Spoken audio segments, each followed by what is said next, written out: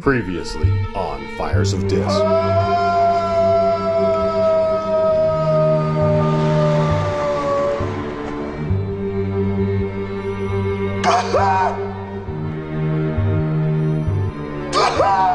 I a fucking retard, man? Am I a fucking retard? Oh! I know what this is. You're trying to stop me out because of this lazy little nephew being around. Well, vive la fucking France, man! Someone's trying to kill me, man! You fucking hangers! It never just goes away. The goddamn contract is somewhere in the goddamn fucking files! Fuck! This fucking fucker's fucked! Fuck you! Fuck you! Fuck you! Fuck Mexico! Horseshit. Hi, fucking yeah! You ever been dragged to the sidewalk and beaten till you Pissed blood! No! Fuck you! Fuck! Fuck it!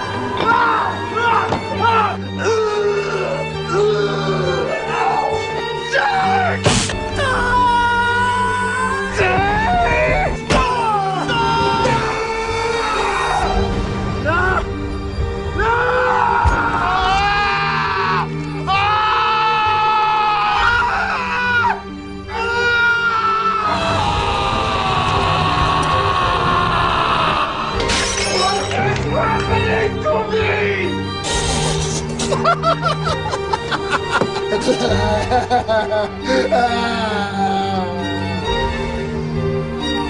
Oh, you that fucking low man!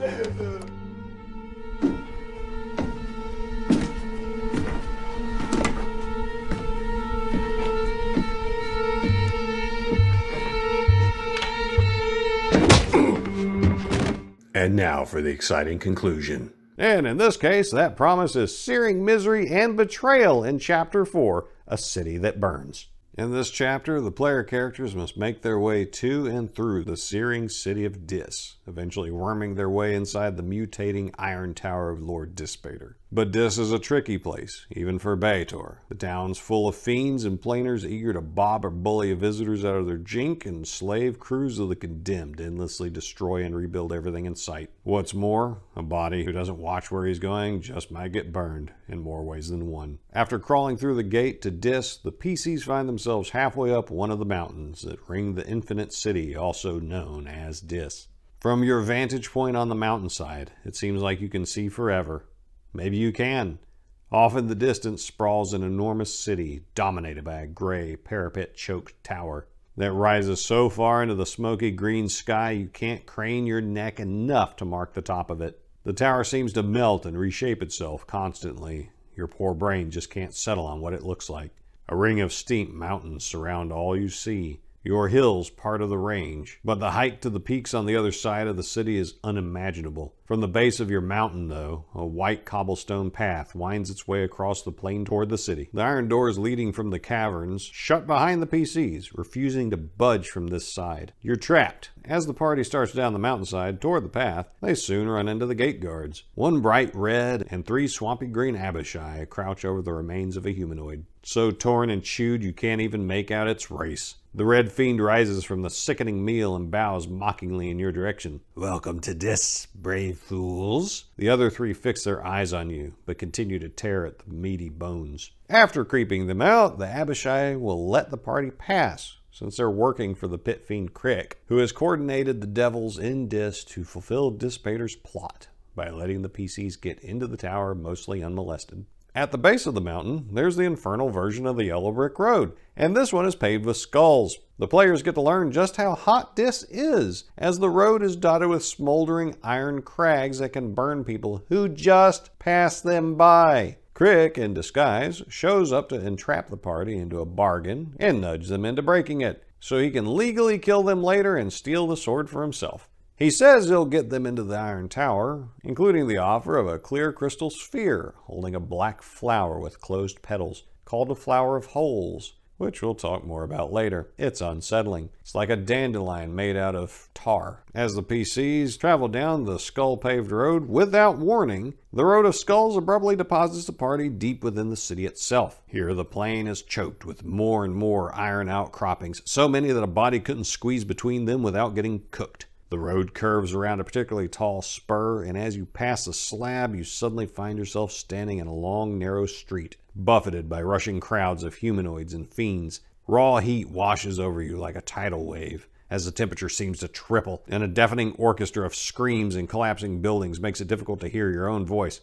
Welcome to Dis. If the PCs look back, they see the outer wall of the city far behind them, though they didn't notice passing it before. Leering Abishai perch and preen along the wall, swooping down to catch condemned slaves trying to flee their labors in the city. So as you might be able to tell, Dis is an infernal urban hellscape. And if passing by isolated iron slags was dangerous before, welcome to a city full of them. Made by their tormented slaves, this is a city designed for devils. In the few areas set up to accommodate willing non-devil visitors and residents, a slight reprieve for those not immune to molten heat is the furniture. For businesses that cater to prime material creatures, the walls and floors, which seethe with the heat, are covered with hangings and tarps to prevent burns to cloth or flesh. These coverings are really the flayed skins of the least of the Beta Zoo, lemurs and nuperibos, smeared with incense so they reek strongly of jasmine and cinnamon as they smolder against the hot iron.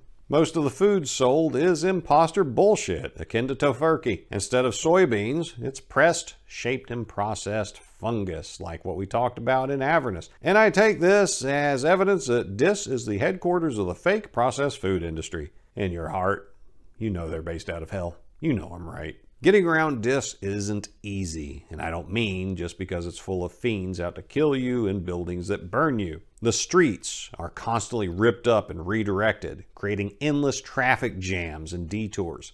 Both perfectly functional and ruined buildings alike are torn down only to be rebuilt for any or no reason at the whim of the Iron Lord and his bureaucracy. Fun fact, the party can be caught inside of one of these buildings when they're torn down with no notice. Devil foremen mercilessly drive living and dead slaves in their work, even though the searing iron scorches their flesh, causing incessant screams to ring throughout the city.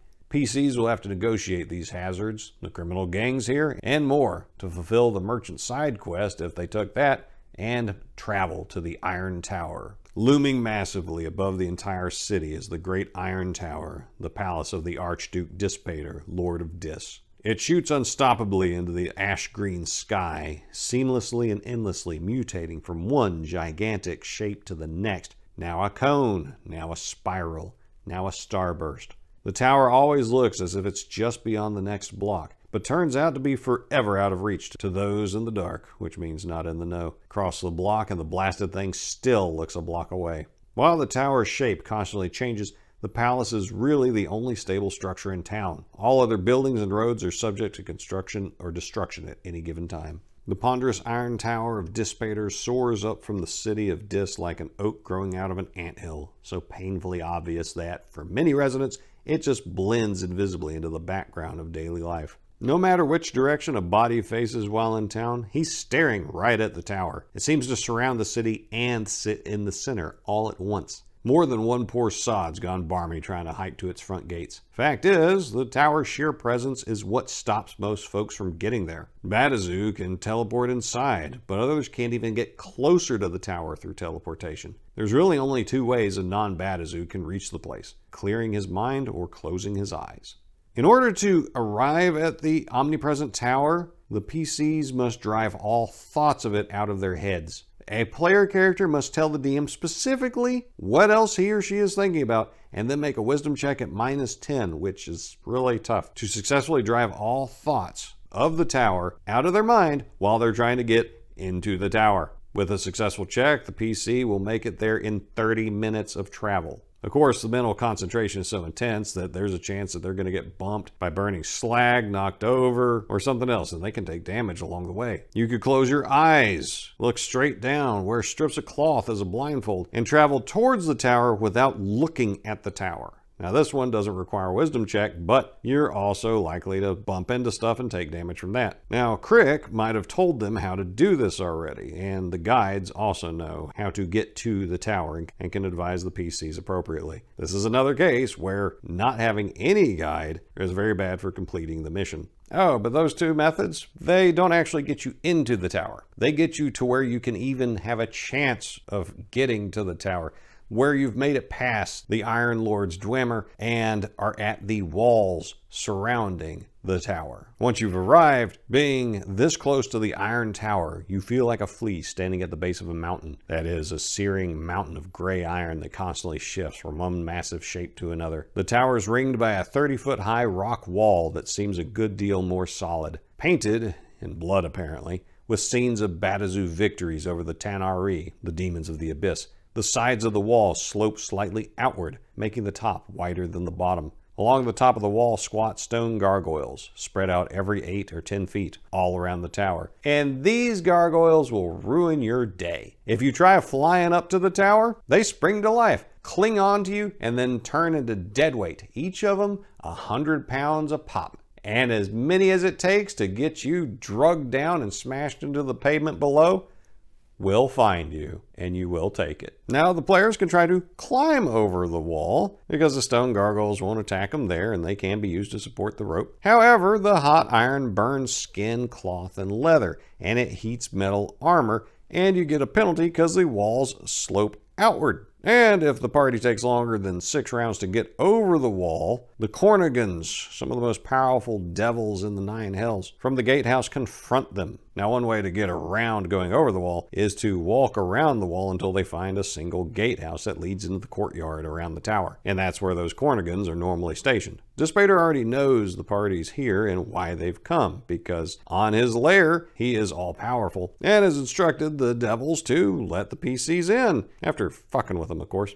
If the PCs show the leader a pass of safe conduct from Baron Perix, the Cornigan destroys it with a bolt of flame from his palm, who says, "That piece of trash is worth less than your life here." Now, the PCs could try to fight their way in, which is a really bad idea because these devils are made for rumbling. And although Dispater told them to let the party in, he didn't specify that they all have to make it in alive. And so, after beating down the party and murdering a few of them, the Cornigans are open to letting them in and teleporting them inside the tower. If they use the merchant cover story, there's a way that can work. And if they're pretending to be devil worshippers, they can talk their way in that way as well. Now, if the PC's guide was the Githzerai, he is noping out before they try to go through the gate, so they're on their own. Now, once they've made it past the wall, there's a few ways for the party to get into the tower, and none of them involve an open door because there aren't any. The party can walk through the walls into the tower. Yeah, I said that right. If any visitor to the tower indicates that they're concentrating on Dispater's magnificence and make a successful wisdom check, they can simply walk right through the wall of the tower and appear inside. Lawful evil beings suffer no damage from passing through the scorched iron. Neutral folks take damage, and good aligned folks take even more. A being of chaotic evil alignment can't go through the tower. That's a safeguard that Dispater put on there to keep the demons from getting inside. However, this method only works one way: in. It won't get you back out. The PCs may spot a balcony and attempt to climb up the ever-shifting tower. Now bear in mind, every other round the tower melts and reshapes itself into another form.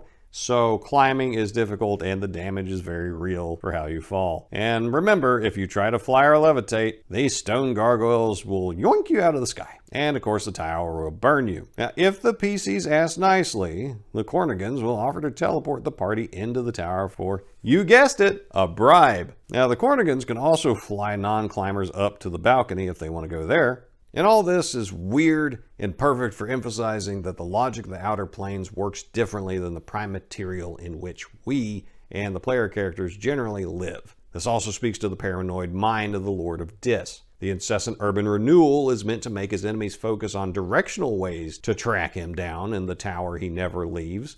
and anyone thinking about harming him will never reach their target. So being a paranoid shut-in with godlike powers does have its perks. At this point, the guides have fallen away, either noping out of certain death by the Githzerai guy, who also gets found by old clients he burned, or the Doomgirl devil worshipper realizes the party does in fact not worship the devils and will try to get them killed. But before we explore the tower, there's a few optional encounters that I like and I want to tell you about. While there's plenty of optional encounters that you can use, one I like is called Clueless.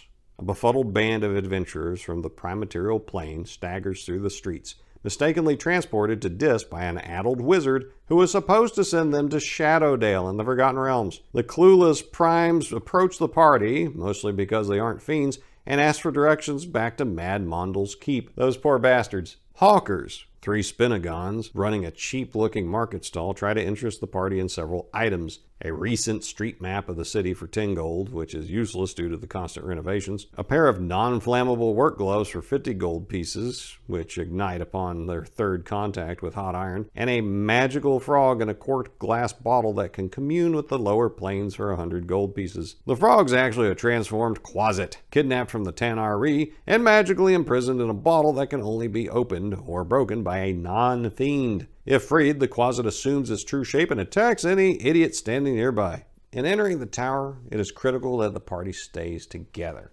because at best they have 1 flower of holes. And fun fact, each room in the tower is isolated from the others with no doors or tunnels of any kind connecting them. Physical paths just aren't needed.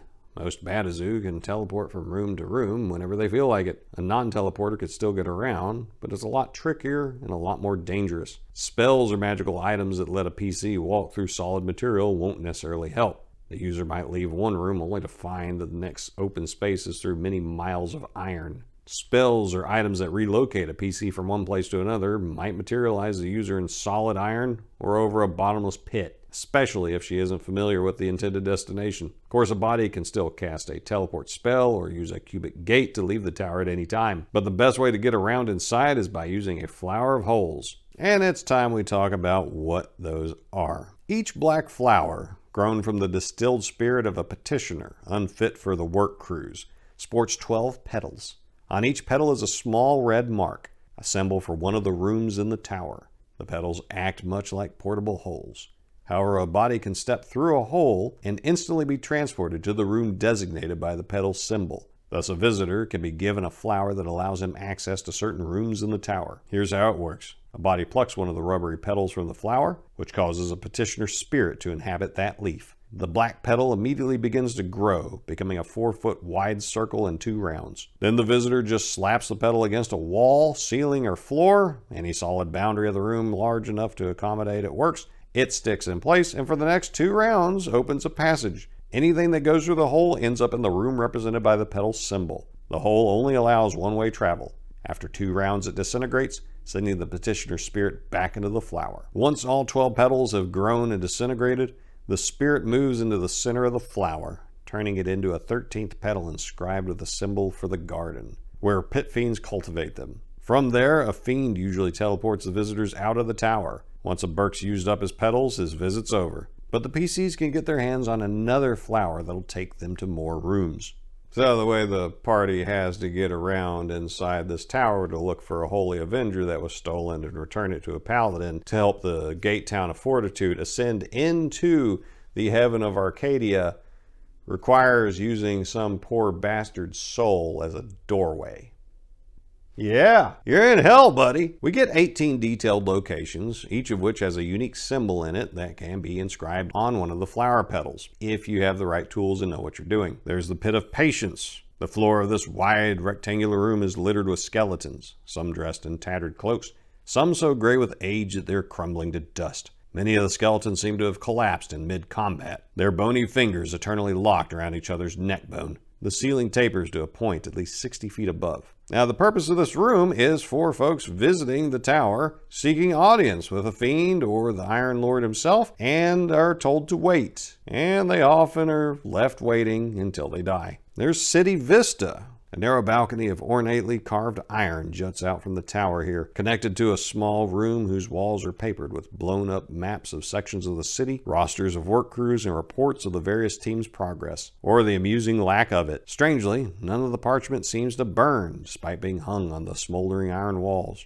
Enterprising player characters might take some of these maps to use as protective wrappings against the tower's heat, and that can work. If one of the Cornigans flew the PCs up here, he'll try to get them to sign their names onto a work roster as a sick joke, mostly on the crew supervisors, but then they'd be legally able to force the PCs into a work crew. The Prison Globe. This is just one of many rooms devoted to detaining prisoners awaiting interrogation, punishment, or murder. Pure, unblemished whiteness surrounds you like a snowy sheet. Nothing but an endless lack of color as far as you can see. Your boots seem to stand on solid ground, but your eyes insist you're floating in nothingness. The player characters are actually in a perfect white sphere, 10 yards in diameter, that revolves undetectably as they move in any direction, simulating infinity. If the PCs are captured and brought here by the Beta Zoo, the fiends laugh before teleporting away. Don't worry, you're due to be flayed in just a few minutes. Or was that a few centuries? Oh well. And no fiend ever comes to collect them. So yeah, they can die in here. The Skyscape. This exposed platform near the top of the tower allows Dispater to view his entire lair at once, including the city of Dis far below. This transparent half circle sticks out from the side of the tower at an obscene height, offering a heart-stopping view of the turbulent city almost 1,000 miles below. I read that right. 1,000 miles below. Then your brain box kicks in. The city down there is infinite, and yet you're looking at the whole blasted thing at once. At this point, each player character must make a successful saving throw versus paralyzation at -2, or be stunned into catatonic motionlessness for 1d6 turns up to 60 minutes by the impossibility of the sight. Any PC of lawful alignment who makes the save permanently gains 1 point of wisdom. So by studying the Iron Lord's handiwork, they can gain a deeper understanding of the order of the universe. It's not all bad, I guess. Any idiot who steps off the platform plummets like a stone to their death below. The Endless Spiral. You're standing on a spiral staircase that curves away both upward and downward. The stone steps are wide and well maintained. From above come soft whispers. From below, the sound of running water. And the stairs magically fold back in on themselves. Whether the PCs climb or descend in 3 turns or 30 minutes, they always end up back at their starting point. However, the physical appearance of the walls and steps changes, so the party's eyes tell them they're making progress. What's more, the noises always sound like they're just around the next few turns. The skin bubble. This living prison is used to restrain those whose offenses have earned them more than simple confinement.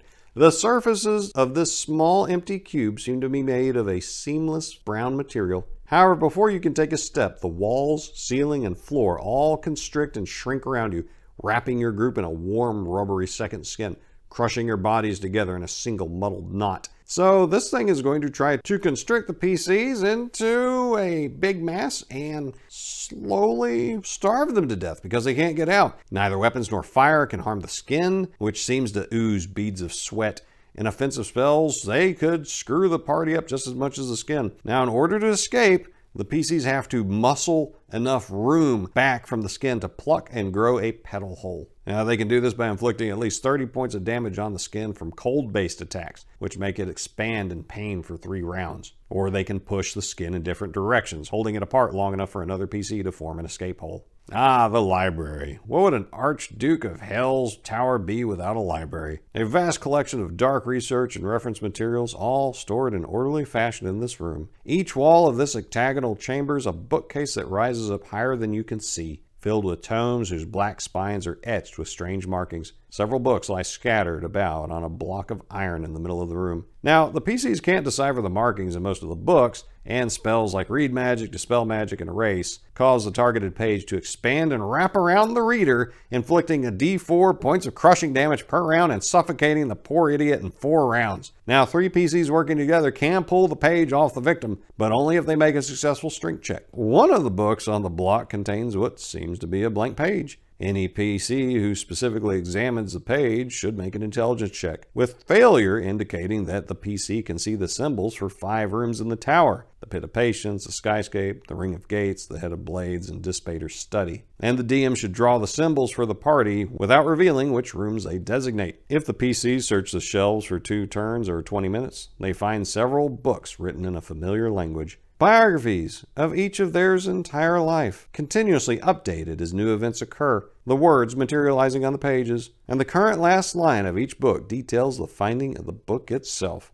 There's the garden. In a vast room that more resembles an outdoor landscape, pit fiends tend the creation of flowers of holes from the bright, distilled spirits of lawful evil petitioners. You're standing on a low hill of black dirt under a putrid purple sky. Dim light issues from a translucent tank at the bottom of the hill, in which thousands of glowing balls swirl through a hazy soup. Orderly fields of black flowers stretch beyond the tank to the horizon, and 2 large pit fiends tend to the plants.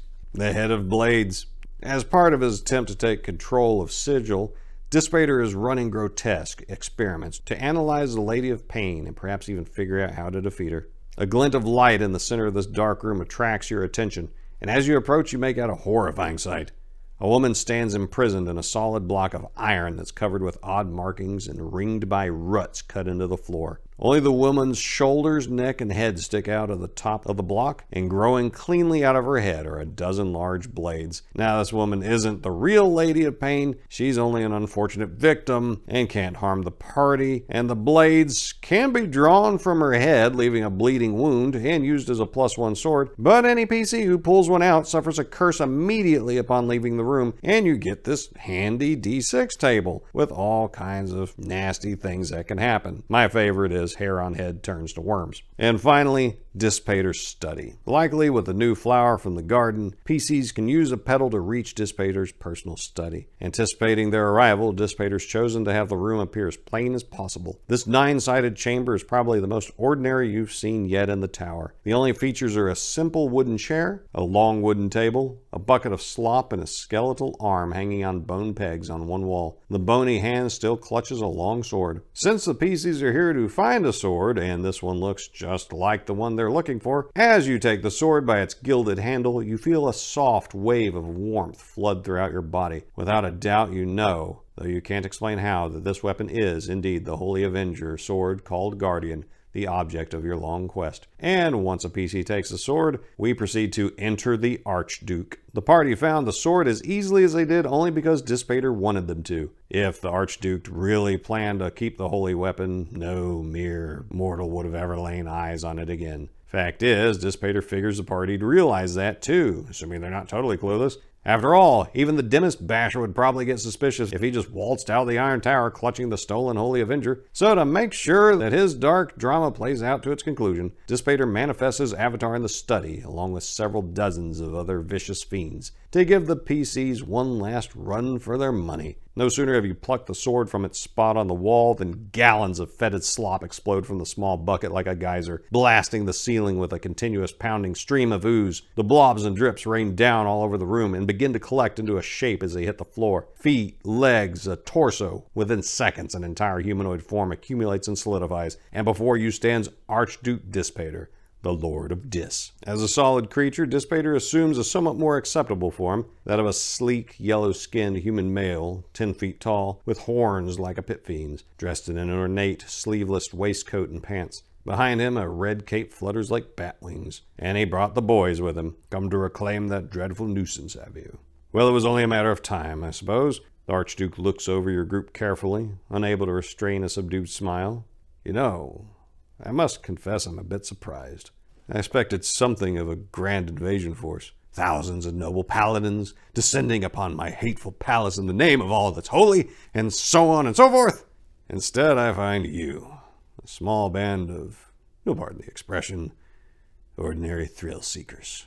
If the PCs talk to him, he continues to play the role of a gracious host, And he claims that the Beta Zoo originally stole the Holy Avenger from Daniil, which he deems an unfortunate turn of events, hoped to please him with such a rare prize. But in fact, he's actually inclined to view it as little more than a knickknack, and given that none of his kind can touch the blessed thing without suffering great pain, he's not fond of having it around. And since he does have it here, the other powers of Bator have done little since he acquired the sword but scheme of ways to get it away from him. It's gotten so bad that he fears a war may erupt on the plane for the Holy Avenger, and one war at a time, especially one so far-reaching and all-consuming as the Blood War, is enough for him.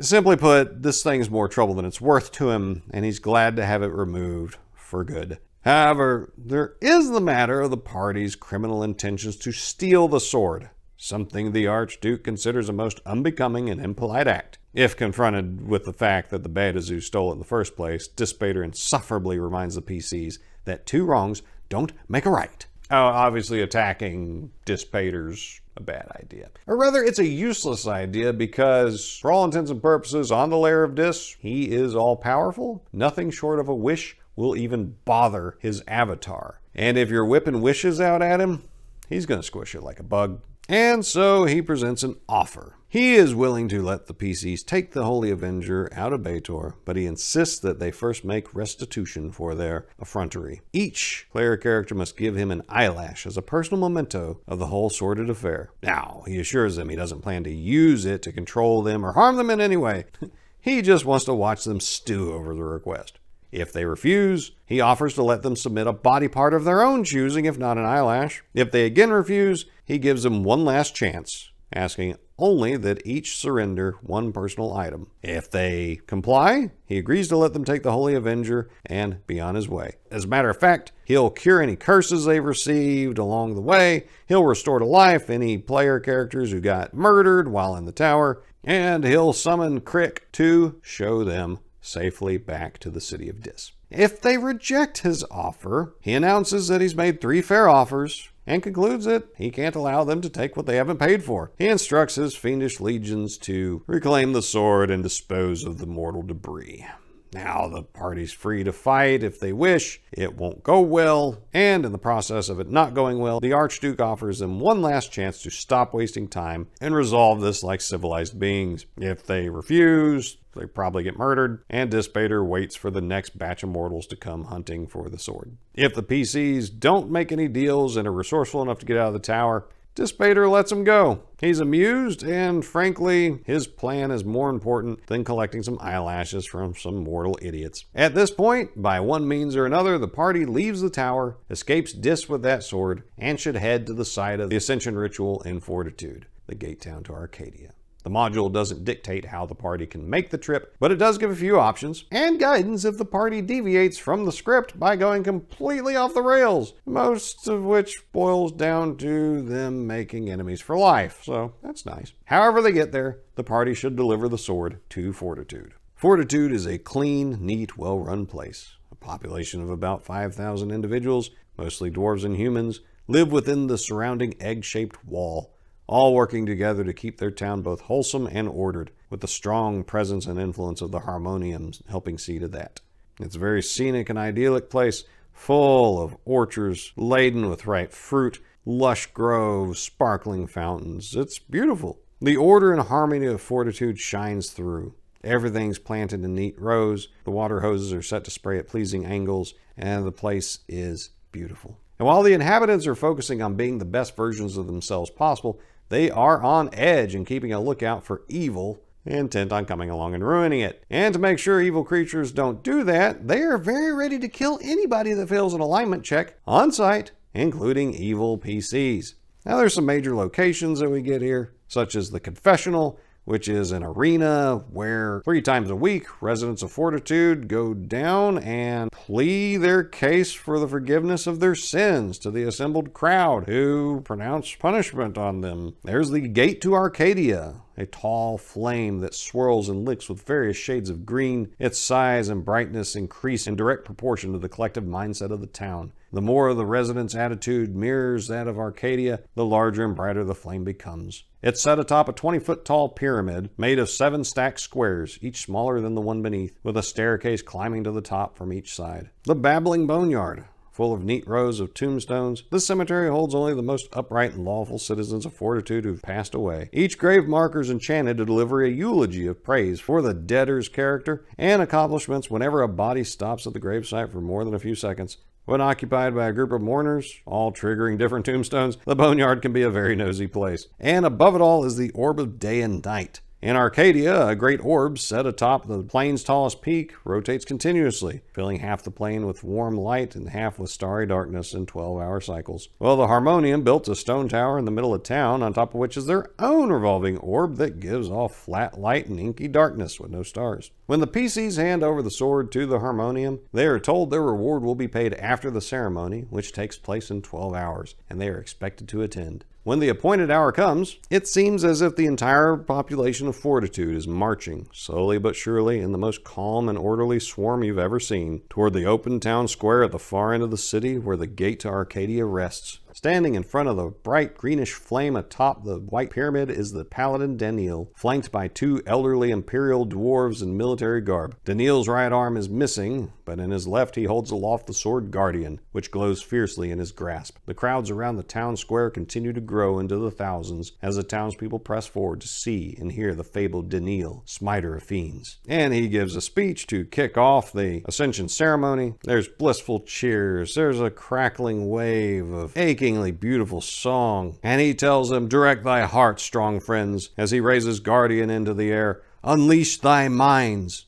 At that moment, the plot happens. There's a short red burst on the sword that goes into Daniel that will be almost impossible to notice, but it's possible, as Daniel is possessed by the spirit of the pit fiend Zaguch, sent by Dispater to ruin this very moment. Daniel, well, he turns on the crowd, starts swinging that holy avenger, slicing throats, and talking mad shit. The crowd is astonished, wondering what the hell's going on. Now, the pit fiend possessing the paladin doesn't intend to physically destroy Fortitude or kill everybody in it, though he would definitely like that, but he's here to ruin their faith by having the vessel of this holy paladin commit rampant acts of evil. With each successful act, Fortitude slides a bit closer back to the Outlands and away from Arcadia. The gate's green flame will dwindle and the surrounding mountains and trees become more airy and less divine. The PCs will be able to notice what's going on as it goes on. If left unchecked,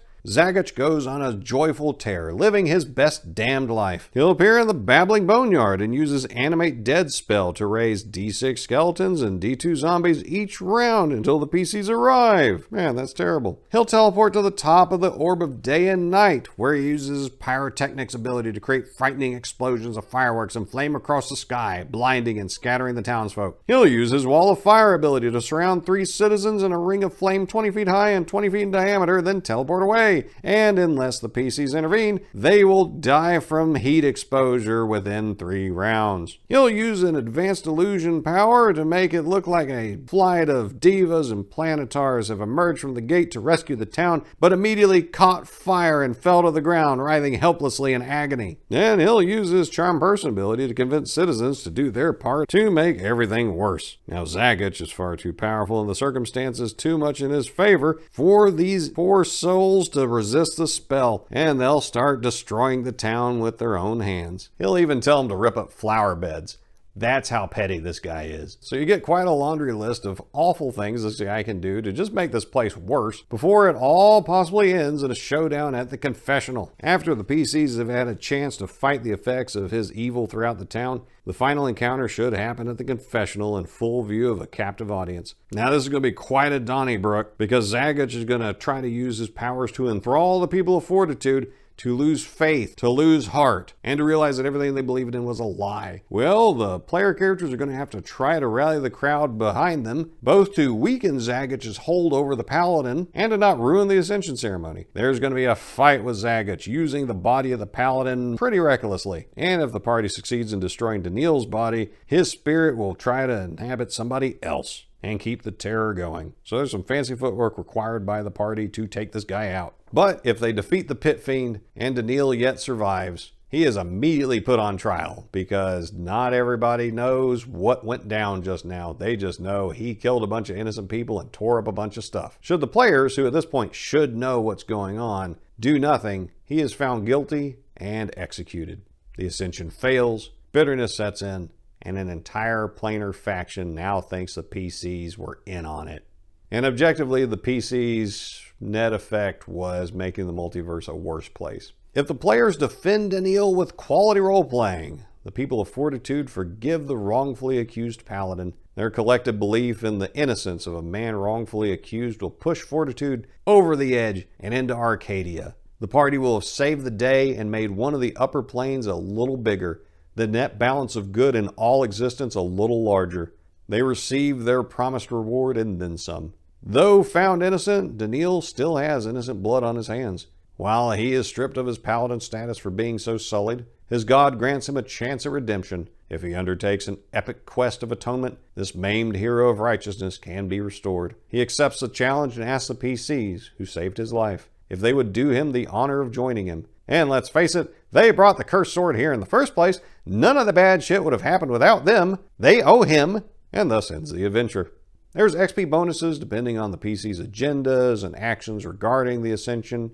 Also included is a quick summary of Badazu powers and how Bator affects the schools of magic, so DMs have most of what they need to run the adventure in one book. For new stuff you can acquire, there are some neat things to buy at the Sigil Marketplace in the opening scene. There's spirit candy, hardened bits of various sweet meads that are said to contain the spirits of beings from far-flung prime worlds. That sounds terrible. A wriggling sack of larvae from the lower planes, offered by a hideous night hag to a Glabrazu as fodder for the endless blood war. Black, foul-tasting mushrooms said to be dug from the roots of Yggdrasil, the plane-spanning oak. A stoppered glass bottle, guaranteed to be filled with air from the peak of Mount Celestia. That'll purify the evil right out of any idiot who gives it a whiff. Light bowls, forged out of rock from the elemental plane of fire, that, when lit, burn with bright flame until snuffed out. So those are neat little things, but then part of the rewards that you can get for most of the adventure are actually pretty lame. There's a scabbard of holding that's similar to a bag of holding, but it only accepts swords. And when a sword's placed inside, the scabbard shrinks to the size of a dagger sheath. But when the party gets it, it won't accept any sword but guardian. But if they succeed at the quest, it becomes fully functional.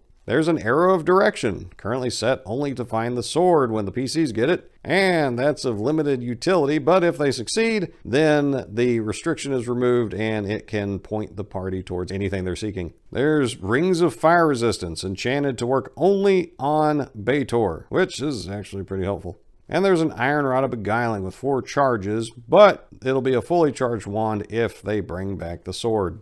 I couldn't find any other video reviews of this module, but there are a few blog reviews out there. None of them struck me as particularly insightful. You can buy this off DriveThruRPG, but remember, Wizards of the Coast thinks this is racist, bigoted material, and everyone involved with it were bad people. But for some reason, they're ready to profit off it. Screw them. Find a physical copy in the aftermarket, or maybe download a PDF archived somewhere. If you can't tell by now, I really admire this module and what it was going for, and what it does. It could be run exactly as written, just fine, no problems. Because it's competently designed and laid out, this is the kind of adventure that the Planescape setting is designed to deliver, and it does. It gives you experiences no other setting can, because none of those other settings have the inherent drama, the cosmic sense of conflict and meaning that these otherworldly locations, in reality separate from but intertwined with ours, are embedded with. Now, TSR like to stick with their standard page counts. And as long as this video is, there is so much I skipped. There is so much we didn't cover. But I feel like none of it was really quite done the justice it needed to. So what I would do with this is I would expand on it all. For example, the Iron Tower itself could use a lot more flavor text. Those room descriptions I gave you, that's what's in the module. That's pretty bare bones. But we are in the lair of one of the most evil, powerful entities in the multiverse. I want more flavor text. Ribcage could easily be a den of intrigue and politics, filled with social challenges where the party has to win the Baron's favor in order to get access to the gate, perhaps having to screw over a rival or the Baron himself in the process. There's so much that could be done with this, and it's all at your fingertips. For 5e people, or for the folks who've just read the materials, this adventure, if running the Tiamat campaigns that were published, to really instill that sense of dread in them before they meet her avatar, trying to get into their real world, so they know the stakes very personally. Sadly, I've never played or ran this module, but I'd love to. Have you ever played, read, or run this module? If so, how'd it go? Please let me know in the comments below. I'd love to hear how it went. And if you enjoyed this review, remember to like and subscribe, share this thing around, so we can tell more people about the Fires of Dis. I know this was a long one, but thank you for your time and that you chose to spend it with me in this adventure that I think so highly of. And my dear, dear friends, now that we're soon to part, I wish you nothing but the best.